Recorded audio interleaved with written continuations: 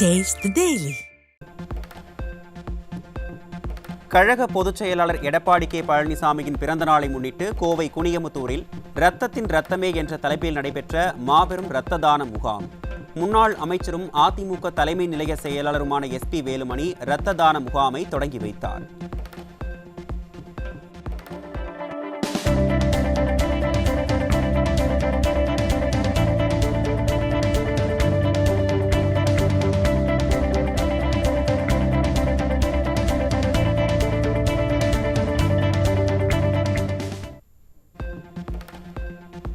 அதிமுக பொதுச் செயலாளரின் பிறந்த நாளை முன்னிட்டு நாமக்கல் மாவட்ட தகவல் தொழில்நுட்ப பிரிவு சார்பில் நடைபெற்ற இரத்த தான முகாம். அதிமுக முன்னாள் அமைச்சர் தங்கமணி முகாமை துவக்கி வைத்தார். கழகத்துடைய பொதுச் செயலாளர் அண்ணன் எடப்பாடியாருடைய பிறந்தநாள் விழாவை தமிழகத்தில் இருக்கின்ற அனைத்து இந்திய அண்ணா திராவிட முன்னேற்ற கழகத்தினுடைய அத்தனை தொண்டர்கள் தினமாக நாங்கள் கொண்டாட இருக்கின்றோம் என்பதுதான் இந்த நாங்கள் சொல்ல கடமைப்பட்டிருக்கின்றோம். தொண்டராக இருந்து இந்த இயக்கத்தை வழிநடத்தி நாளை தினம் ஒரு 10 மாத காலத்திலே சட்டமன்ற தேர்தல் நடைபெற்று அடுத்த முறை அதனுடைய பிறந்தநாள் விழாவை முதலமைச்சருடைய பிறந்தநாள் விழாவாக நாம் கொண்டாட இருக்கின்றோம்.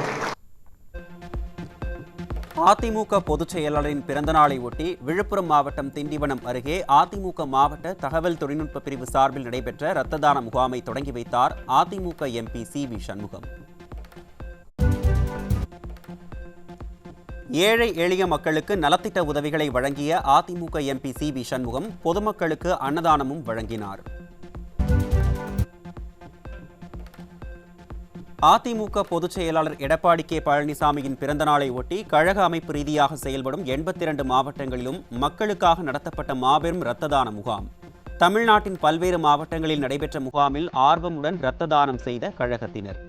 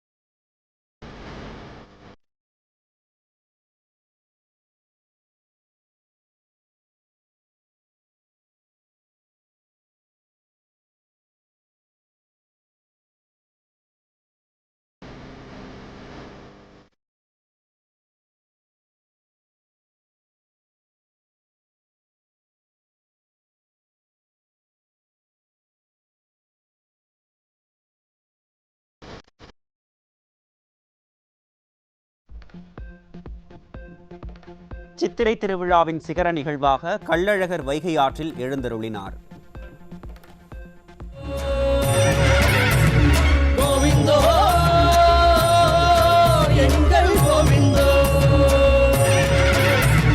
கோடான கோடி மக்கள் கும்பிட்டு கொண்டாடும் கோவிந்தோ எங்கள் கோவிந்தோ. கோடான கோடி மக்கள் கூப்பிட்டு கொண்டாடும் கோவிந்தோ எங்கள் கோவிந்தோ.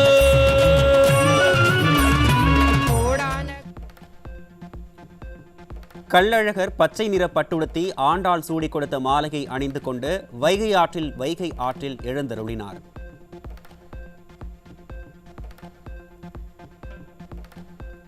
சர்க்கரை தீபங்கள் ஏற்றி கள்ளழகரை வரவேற்ற பக்தர்கள். லட்சக்கணக்கான மக்கள் கோவிந்தா கோவிந்தா என்று பக்தி கோஷத்துடன் கள்ளழகரை வழிபட்டனர். கோவிந்தோ எங்கள் கோவிந்தோ. கோடான கோடி மக்கள் கும்பிட்டு கொண்டாடும் கோவிந்தோ எங்கள் கோவிந்தோ. பல கோடி மக்கள் கூப்பிட்டு கொண்டாடும் கோவிந்தோ எங்கள் கோவிந்தோ.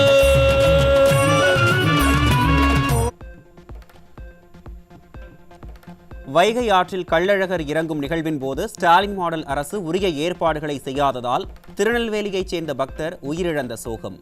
மயங்கி விழுந்த பக்தரை மருத்துவமனைக்கு ஆம்புலன்ஸில் கொண்டு செல்ல ஸ்டாலின் அரசு அவசர வழியை கூட அமைத்து தராததால் கள்ளழகர் எழுந்தருளும் பகுதி வழியாக சென்ற ஆம்புலன்ஸ். மதுரையில் கள்ளழகர் புறப்பாட்டின் போது தல்லாக்குளம் அருகே கூட்ட நெரிசலில் மின்சாரம் தாக்கியதில் 4 பேர் படுகாயம். திறனற்ற ஸ்டாலின் அரசு பக்தர்களுக்கு தேவையான முன்னேற்பாடுகளை முறையாக செய்து தரவில்லை என்று பக்தர்கள் குற்றச்சாட்டு. தஞ்சாவூர் ரயில் நிலையத்தில் 50 கிலோ அளவிலான தடை செய்யப்பட்ட புகையிலை பொருட்கள் சிக்கியது. ஸ்டாலின் அரசு குட்கா புழக்கத்தை கட்டுப்படுத்த முடியாமல் திணறுவதாக மக்கள் விமர்சனம். சேலம் மாவட்டம் அம்மாபாளையம் பகுதியில் முதிய தம்பதி மர்ம நபர்களால் வெட்டி கொலை செய்யப்பட்ட பயங்கரம். ஸ்டாலின் ஆட்சியில் முதியோர் குறிவைத்து கொலை செய்யப்படுவது நாளுக்கு நாள் அதிகரிக்கும் அவலம்.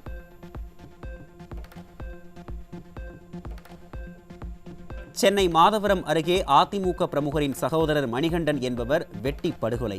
ஸ்டாலின் ஆட்சியில் கொலைகள் நடைபெறாத நாளே இல்லை என மக்கள் வேதனை. திண்டுக்கல் மாவட்டம் வேடசந்தூர் அருகே மது போதையில் தகராறு செய்து வந்த கணவனை மனைவியே கழுத்தை நெரித்து கொலை செய்த அவலம். ஸ்டாலின் ஆட்சியில் 24 மணி நேரமும் கிடைக்கும் மதுவால் பல குடும்பங்கள் சீரழிந்து வருவதாக மக்கள் விமர்சனம். கன்னியாகுமரியில் கஞ்சா போதை ஆசாமி ஓட்டிய கார் மோதி ஆசிரியை உயிரிழந்த அவலம். ஸ்டாலின் அரசு கஞ்சா புழக்கத்தை கட்டுப்படுத்த தவறியதால் உயிர் பலிகள் தொடர்வதாக மக்கள் வேதனை. ராமேஸ்வரம் அருகே இலங்கைக்கு கடத்தப்பட இருந்த 35 லட்சம் ரூபாய் மதிப்பிலான கஞ்சா சிக்கியது. ஸ்டாலின் ஆட்சியில் தமிழக கடலோரங்களில் போதைப் பொருள் கடத்தல் அதிகரிப்பது தமிழகம் சர்வதேச போதை வியாபாரிகள் கூடாரமாகி இருப்பதை உறுதிப்படுத்துவதாக மக்கள் விமர்சனம். கிருஷ்ணகிரியில் கத்தியை காட்டி 10 லட்சம் ரூபாய் பணத்தை வழிப்பறி செய்த திமுக இளைஞரணி நிர்வாகி உட்பட 4 உடன்பிறப்புகள் சிக்கினர். பாகிஸ்தான் எப்படி பயங்கரவாதிகளின் கூடாரமாக இருக்கிறதோ அதுபோல திமுக குற்றவாளிகளின் கூடாரமாக இருப்பதாக மக்கள் விமர்சனம்.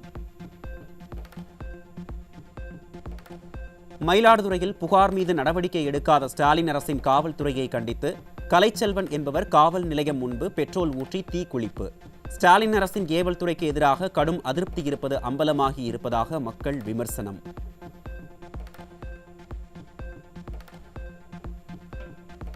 தஞ்சையில் 92 லட்சம் ரூபாய் கடன் வாங்க உதவியதற்கு 10 லட்சம் ரூபாய் கமிஷன் தொகை தராத சித்த மருத்துவரை கடத்திய 5 பேர் சிக்கினர். ஸ்டாலின் தலைமையிலான ஆட்சியில் ஆள் கடத்தல் போன்ற குற்ற செயல்கள் சர்வசாதாரணமாக நடைபெறும் நிலையில் இதுதான் சட்டம் ஒழுங்கை பாதுகாக்கின்ற லட்சணமா என மக்கள் கேள்வி.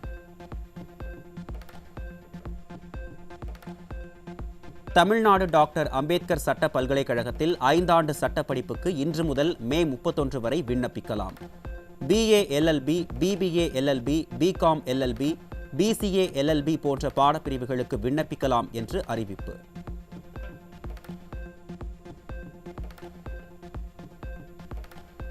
கோவையில் இளநீர் விளைச்சல் குறைந்ததால் 50 முதல் 60 ரூபாய் வரை இளநீர் விற்பனை. தென்னை மரங்கள் நோய் தாக்குதலால் கடுமையாக பாதிக்கப்பட்டுள்ள நிலையில் விளைச்சல் இல்லாததால் கர்நாடகா, ஆந்திரா உள்ளிட்ட மாநிலங்களில் இருந்து இறக்குமதி செய்யப்படும் இளநீர்.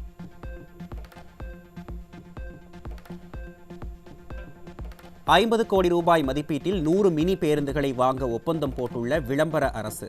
கடந்த 2021ஆம் ஆண்டு முதல் நடப்பு நிதியாண்டு வரை சுமார் 3900க்கும் குறைவான பேருந்துகளை மட்டுமே ஸ்டாலின் அரசு வாங்கியுள்ளதாக தகவல் வெளியான நிலையில் 100 மினி பேருந்துகளை வாங்குவது உண்மைதானா என்று மக்கள் கேள்வி.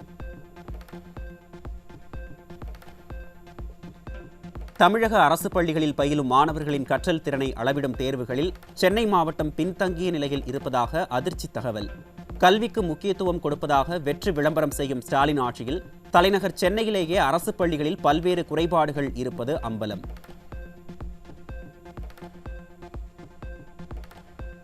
பெருநகர வளர்ச்சி குழுமத்தில் மாதந்தோறும் 200 கோடி ரூபாய் மதிப்பிலான டெண்டர்கள் வெளிப்படைத்தன்மையின்றி தனிநபர்களுக்கு வழங்கப்படுவதாக குற்றச்சாட்டு. இந்த டெண்டர்களில் பல்வேறு முறைகேடுகள் நடப்பதாக பலமுறை தெரிவித்தும் அமைச்சர் சேகர்பாபு மௌனசாமியாக இருப்பது ஏன் என மக்கள் கேள்வி. தமிழகத்தில் கடுமையான வறட்சி காரணமாக அணைகளின் நீர்மட்டம் வெகுவாக குறைந்து நீர் மின் உற்பத்தி பெருமளவு சரிந்துள்ளது. இனி வரும் காலங்களிலாவது ஸ்டாலின் அரசு நீர் மேலாண்மை திட்டங்களை செயல்படுத்தி முன்னெச்சரிக்கையுடன் செயல்பட வேண்டும் என மக்கள் கோரிக்கை. திண்டுக்கல்லில் வரத்து குறைவு காரணமாக 10 ரூபாய்க்கு விற்பனையாகி வந்த முருங்கைக்காயின் விலை படிப்படியாக உயர்ந்து 90 ரூபாயாக விற்பனையாகிறது. மழையால் உற்பத்தி சரிந்ததும் வெளி மாநிலங்களில் இருந்து வரத்து குறைந்ததுமே இந்த விலை உயர்வுக்கு காரணம் என தகவல். இந்திய விண்வெளி ஆய்வு மையம் அதிநவீன ரேடார் இமேஜிங் செயற்கைக்கோளான EOS-09ஐ PSLV-C-61 ராக்கெட் மூலம் விண்ணில் செலுத்த திட்டம். வரும் 18 அன்று ஸ்ரீஹரிகோட்டாவில் இருந்து விண்ணில் செலுத்த உள்ளது. சென்னை மாநகர போக்குவரத்து கழகம் சார்பில் வழங்கப்படும் மாதாந்திர பாஸ்களை வாங்க மக்கள் ஆர்வம் காட்டுவதில்லை என தகவல். ஸ்டாலின் அரசின் தகரடபா பேருந்துகளில் பயணிப்பதை மக்கள் விரும்பாததே இதற்கு காரணம் என பொதுமக்கள் கருத்து.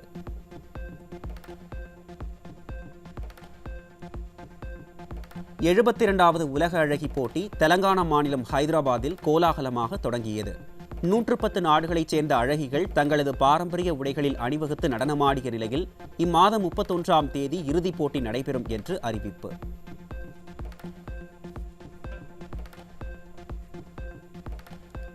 இந்தியா பாகிஸ்தான் இடையே போர் பதற்றம் தணிந்துள்ள நிலையில் இருநாட்டு DGMOக்கள் இடையே இன்று பேச்சுவார்த்தை.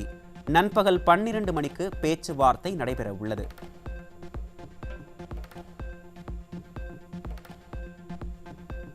பலூச்சிஸ்தான் இனி தனி இறையாண்மை கொண்ட நாடாக செயல்படும் என கிளர்ச்சியாளர்கள் அறிவித்ததால் அதிர்ச்சியில் உறைந்த பாகிஸ்தான். பயங்கரவாதிகளை ஊக்குவித்து இந்தியாவை சீண்டிய பாகிஸ்தான் உள்நாட்டு கலவரத்தால் துண்டு துண்டாக சிதறும் சூழல். பாகிஸ்தான் நடத்திய தாக்குதலில் 3 இந்திய வீரர்கள் வீர மரணமடைந்தனர். காஷ்மீரின் உதம்பூரில் நடந்த தாக்குதலில் ராஜஸ்தான் வீரர் சுரேந்திர சிங் மோகா, ஆர்எஸ்புராவில் முகமது இம்தியாஸ் மற்றும் காவலர் தீபக் சிங்காம் ஆகியோர் உயிரிழப்பு.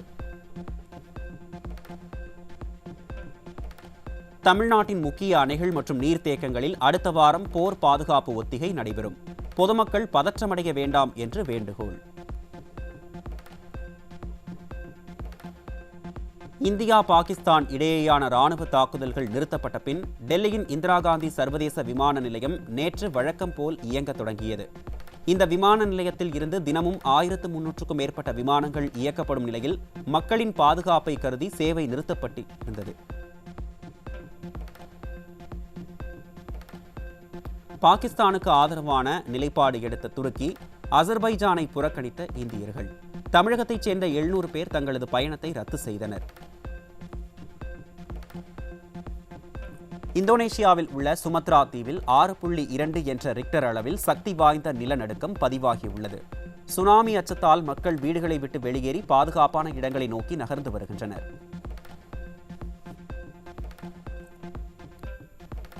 இலங்கையில் அரசு பேருந்து பள்ளத்தில் கவிழ்ந்த விபத்தில் 21 பேர் பரிதாபமாக பலி.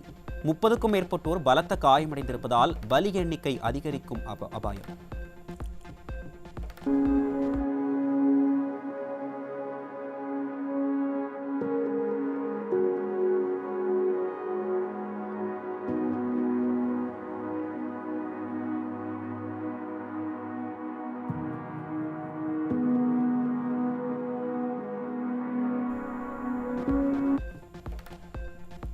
இந்தியா பாகிஸ்தான் தாக்குதலால் நிறுத்தப்பட்ட IPL கிரிக்கெட் போட்டி வரும் 16ஆம் தேதி மீண்டும் தொடங்க திட்டம்.